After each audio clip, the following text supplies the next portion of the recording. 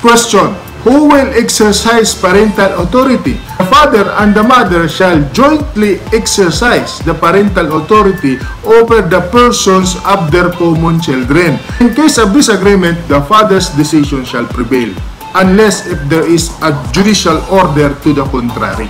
So sinasabi po ng batas that the exercise of parental authority, it must be exercised jointly by the mother and the father. In case of disagreement, kung hindi nagkasundo, ang masusunod po ay ang father, except if there is a court order na kailangan ang masunod ang mother. Paano naman kung ang isang magulang ay namatay? Who will be entitled to parental authority?